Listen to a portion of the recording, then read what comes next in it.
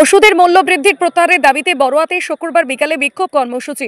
ওষুধের দাম বাড়ানোর প্রতিবাদে বড়ুয়া ব্লকের প্রতিবাদ মিছিল। এই মিছিল শুরু হয় বড়ুয়া উচ্চ বিদ্যালয়ের সন্নিকট হইতে, বড়ুয়া থানার সন্নিকট সমাপ্ত হয়। মিছিলে অংশগ্রহণ করেন অসংখ্য তৃণমূল কর্মী সমর্থক। এই মিছিলে পা মেলাতে দেখা যায় বড়ুয়া বিধায়ক জীবন কৃষ্ণ সাহা, যুব সভাপতি শামসের দেওয়ান, পূর্ত পরিবহন কর্মাধ্যক্ষ আবুল হাসনাত ওরফে হারাধন, পঞ্চায়েত সমিতির সভাপতি সুলতানা খাতুন। ওষুধের দাম বাড়ানোর প্রতিবাদের ডাক দেন মুখ্যমন্ত্রী মমতা বন্দ্যোপাধ্যায়। বিনামূল্যে চিকিৎসা পরিষেবা দিতে সরকারের অনেক টাকা খরচ হয়, আমরা খুব কম টাকায় জেনেরিক ওষুধ সরবরাহ করি।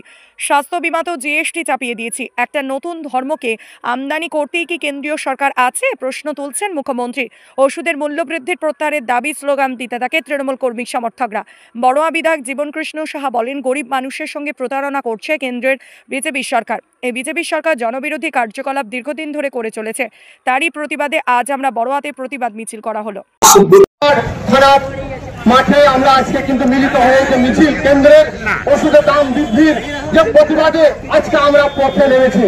তাই কেন্দ্রের বিজেপি সরকারকে আমরা বলতে চাই, আপনারা যদি জীবনদায়ী ওষুধের দাম যদি না কমায়, এর থেকে মমতা ব্যানার্জি এবং অভিষেক বন্দ্যোপাধ্যায়ের নেতৃত্বে আমরা বৃহত্তর আন্দোলনে আমরা প্রস্তুত আছি। বড় ব্লক তৃণমূল কংগ্রেস আমরা তাই আপনাদেরকে বলতে চাই, আপনারা মানুষের জীবন নিয়ে ছিনিমিনি খেলবেন না।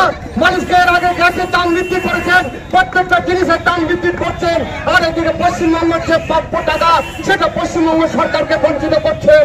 আপনারা জেনে রাখবেন, বিজেপি সরকার, নরেন্দ্র মোদী সরকার, আপনাদেরকে আমরা হুঁশিয়ার দিতে চাই, আপনারা জীবনদায়ী যে ওষুধ সেই ওষুধের আপনারা দাম হ্রাস করুন, না হলে আমাদের পরবর্তী পদক্ষেপ যেমন দল, আমার উচ্চতর দল যা নির্দেশ দেবে তাই আমরা করব।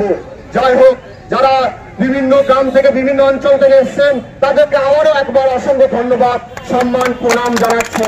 আবারও আমরা